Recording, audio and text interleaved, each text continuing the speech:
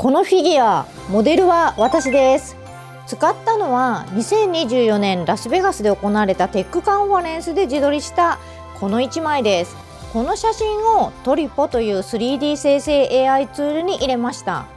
このチャンネルでもこれまで何度かご紹介しているツールです。トリポはまず写真から自分に似たキャラクターを作って、それを 3D モデルに仕上げてくれます。あとはそのモデルを 3D プリンターで出力するだけ。そうして出来上がったのがこのフィギュアです。3D ソフトは一度も開いてません。モデリングもスカルプトもしていません。そしてゲームの中で走っているこのキャラクターも同じトリポで作りました。ロブロックスというゲームの中で走らせてます。どちらも今回トリポのアップデートで新しく出た機能を使っています。今日はこの2つの新機能を使って写真からフィギュアを作るところとキャラクターをゲームの中で走らせるところ、両方を実際の画面と実物でお見せしていきます。最後まで見ていただけるとトリポを自分の作品作りにどう活かせるかがはっきり見えてくると思います。こんにちは、東京九段工作ラボへようこそ。視聴者の皆さんの中にもすでにトリポを使っている方は多いかと思います。そのトリポがここ数ヶ月でアップデートを重ねてきました。今回はその中から現在トリポのトップページでフィーチャーされている新機能のうち2つに絞ってご紹介します。画像生成とスマートトポロジーメッシュ、この2つです。それ以外のアップデートはノートの記事にまとめる予定なので、ぜひ概要欄からノートもチェックしてみてください。トリポには 3D モデルを作る前段階として画像生成の機能が組み込まれています。画像生成自体は以前から使えていたのですが、今回のアップデートでナノバナナ2、GPT、ミッドジャーニーといった主要どころが使えるようになりました。トリポの中でそのまま呼び出せるので別契約もいりません。前までは画像を作るときに自分でプロンプトを書かないといけなかったんです。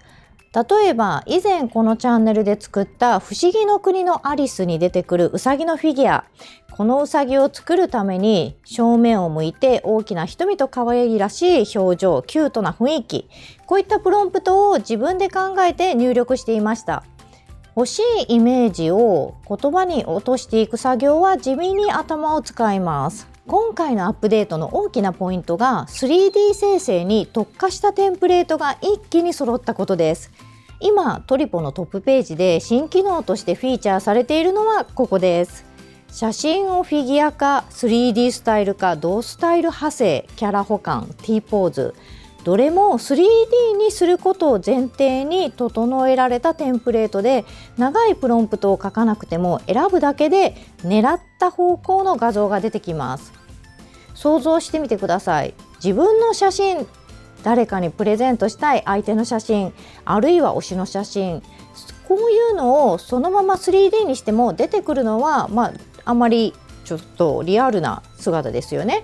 でも本当に作りたいのはそうじゃなくて、ちょっと可愛くデフォルメされたフィギュアだったりしますよね。そういうのを飾りたい。それが写真をフィギュア化のテンプレートを選ぶだけで一撃で出てきます。しかも自分では思いつかないようなバリエーションまで勝手に返ってきます。具体的にどんなものが出てくるかは実際に作ってもらった方が早いです。次の章でこの自撮り1枚がどこまで化けるか見ていきます。この写真をトリポにアップロードして、テンプレートは写真をフィギュア化を選びます。生成エンジンはナノバナナ2を選んで、そのまま生成を押すだけです。出てきました。顔の特徴や髪型、服の雰囲気はちゃんと残しながら、全体はデフォルメされたフィギュアになってます。自分で考えるとこの方向にはまずできません。そしてこれ見てください。台座にリインベント2024と書かれてます。元の写真をよく見てください。首から下げてたストラップの紐のところと後ろの背景に小さくリインベントっていう、このカンファレンスのイベントの文字が映り込んでます。私自身も元写真を見直して初めて気づいたぐらい目立たないレベルの情報です。これを AI が拾い上げて台座にイベント名って書き込んできたんです。ここまで読み取ってくるのかって正直驚きました。自分では指示してないのに、気の利いたことをしてくれる。この機能の面白いところはここかなとも思いました。そしてもう一つ今日一番お見せしたかったのが同スタイル派生っていうテンプレートです。出来上がったキャラクターを1枚入れると同じキャラのまま別のバリエーションを一気に出してくれます。さっきの自分キャラの画像を入れてみた結果がこちら。宇宙飛行士、魔法使い、スーパーヒーロー、パイロット、木彫り風、キャンディー素材、水晶、ロボット、レインボーニット。これ全部同じ自分から派生したキャラクターです。自分では絶対に次は水晶でなんて発想しませんよね。でもこれもありかって思わされます。そしてここがポイントで、この一枚一枚をそのまま 3D モデル化して 3D プリントすることもできます。ただこの写真というかこの画像そのまま 3D プリントに、3D モデルにすると扱いにくい要素があるんですよね。首から下げたストラップのカードとか台座のこの小さな文字、サポートが増えたり仕上がりに影響したりします。なので画像生成の段階で追加指示を入れます。首のカードは外して台座の文字は消して、これだけでちゃんと画像が変わります。ここで整えておくと後の工程が楽になります。では整った画像をそのまま 3D に変換していきます。生成が終わるとさっきまで平面だった画像が立体のモデルとして表示されます。大きな破綻もなくちゃんと 3D として成立してます。そしてエクスポートは頂点カラーでやっていきましょう。これをすることでマルチカラー印刷ができるようになります。やり方自体は前回のトリポの動画で詳しく解説していますので、ぜひ過去の動画を合わせてみてください。今回のプリンターはバンブーラボの H2D を使って印刷していきます。印刷はですね、結構大きいの作ったのと、このグラデーションというか髪の毛のこの変化もそのまま反映してしまったので、マルチカラーで 41.5 時間かかりました。そして出来上がったプリントがこちら。サポート山盛りですね。ここからはラジオペンチ、ニッパー、超音波カッターなどを使って根気よく取っていきます。特に今回のフィギュアはメガネのフレームが折れそうでだいぶ気を使いました。細かい部分はサポートと本体の境目を見極めながらゆっくり慎重に外していきましょう。サポートの向こうからだんだんキャラクターの顔が現れてくる、この瞬間がやっぱり楽しいですよね。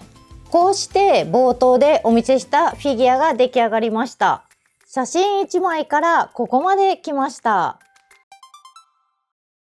ここまでが1つ目のお話です。次はロブロックスのゲームの中で使うキャラクターをどう作っていくのかというお話をしていきます。このチャンネルでは今回のような 3D 生成 AI の使い方の詳しい解説だけではなく、新しい 3D プリンターの機種のレビューや 3D プリントを活用した作品作りまで幅広く発信していく予定です。こういった話が気になる方はぜひチャンネル登録といいねをよろしくお願いします。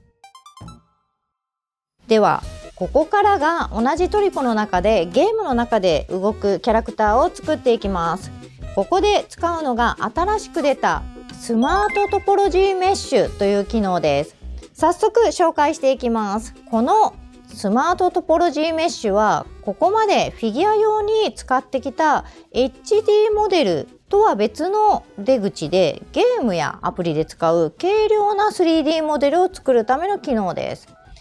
ここで一つ今日のお話の前提になるポイントを押さえておきます。トリポでは同じ画像からでも生成するモデルのタイプを選べるようになってます。フィギュアとして印刷したいなら HD モデル、ゲームとして動かしたいならスマートトポロジーメッシュ。同じ画像から用途に合わせて出力 3D を選べます。これが今のトリポの基本構造です。ではスマートトポロジーメッシュの特徴を2つ挙げておきます。1つ目は生成の速さです。プロンプトを送ってからモデルが出てくるまでほぼ2秒です。待ってる感覚がほとんどありません。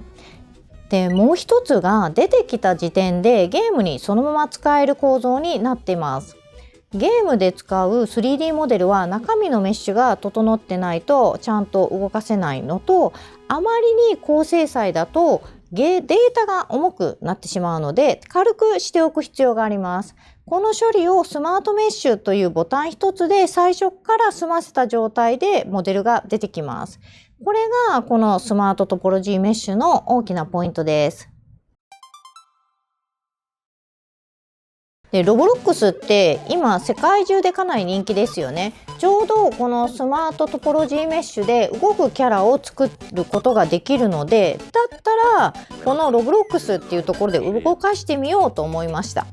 では実際に作っていきます。今回のこのキャラクターは以前ジェミニのナノバナナで作ってもらっていた女の子のキャラクターをもうちょっと簡略化したものを使ってこの画像をスマートトポロジーメッシュで 3D にしていきました。 3D に進む時にはモデルのタイプを HD モデルではなくスマートメッシュに切り替えます。で、生成時間ほぼ2秒。メッシュを見るとポリゴン数が少なく面がはっきり大きくなっているのがわかるかと思います。これがゲームの中で軽く動かすための軽量メッシュっていうわけですね。で、せっかくできたのでトリポにはもう一つ面白い機能があって、このモデルをそのままリギングしてアニメーションを当てる機能も入ってます。すでにこの段階でモデルを動く姿が見ることができます。そしてこれをエクスポートしてロブロックスタジオに読み込めばそのまま動かせます。動いてくれました。昔は 3D モデリングでゲームのアバターを作るのはかなりハードルが高かったですよ。それが今はトリポがあれば自分がこう思い描いたキャラクターを気軽に作れて動かせるようになります。しかも話はゲームだけではなくって、このキャラクターを同じ元画像を HD モデルで生成し直せばこんな感じで 3D プリント用に印刷できます。だから自分で作ったキャラクターをそのままこうグッズにもできるし、でゲームのキャラにもできるっていう、すごくないですか？一石二鳥みたいな感じですね。このスマートメッシュと HD モデルタイプを切り替えるだけで両方いけるっていうのが今のトリポの面白いところです。今日ご紹介したのは今トリポのトップページでフィーチャーされている2つの機能、画像生成とスマートトポロジーメッシュでした。ここまで見て少しでも気になった方はまず写真を1枚トリポに入れてみてください。スマホで撮った自撮りでもペットの写真でも大丈夫です。説明を読むよりも一度触った方が圧倒的に早いです。今日の動画を見て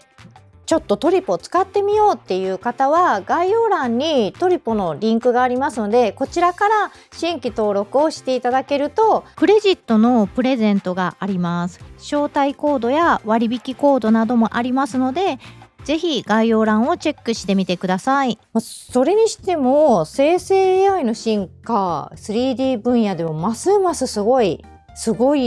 バトルになってきましたよね。